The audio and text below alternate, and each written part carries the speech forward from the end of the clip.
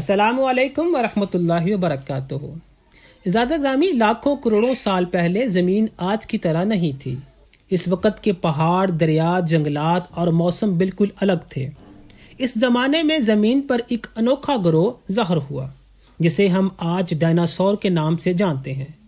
یہ عظیم جانور تقریباً 230 ملین سال پہلے نمودار ہوا اور تقریباً 165 ملین سال تک زمین پر حکمرانی کرتا رہا۔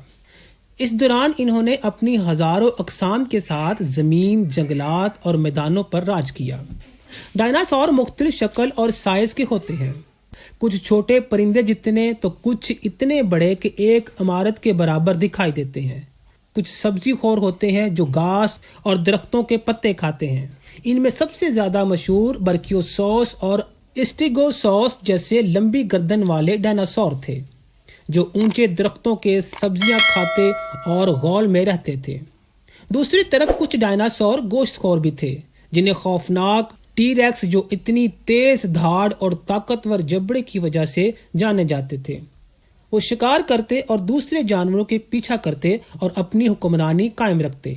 ڈائناسور اپنی نسل انڈوں کے ذریعے بڑھاتے تھے، بڑے بڑے گھونسلوں میں انڈے دیتے جہاں سے ننھے ننھے بچے نکلتے۔ کچھ ڈائناسور اپنے بچوں کی حفاظت کرتے جبکہ کچھ انہیں اکیلا چھوڑ دیتے۔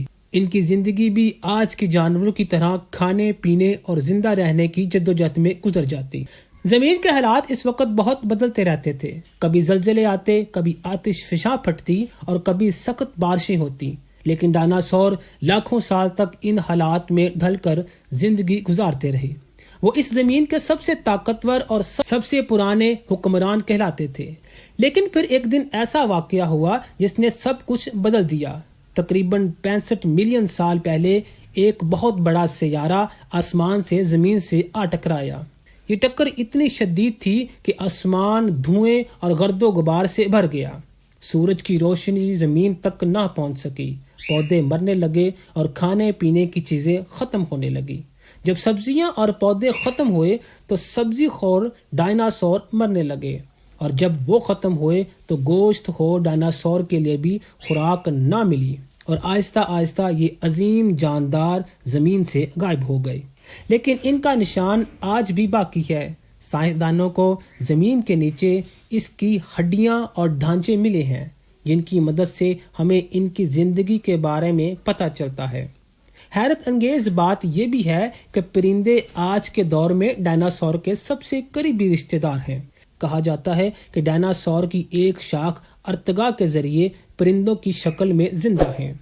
یوں ڈائناسور کی کہانی ہمیں یہ سبق دیتی ہے کہ زمین پر زندگی ہمیشہ بدلتی رہتی ہے، کوئی بھی مخلوق ہمیشہ کے لیے نہیں آتی۔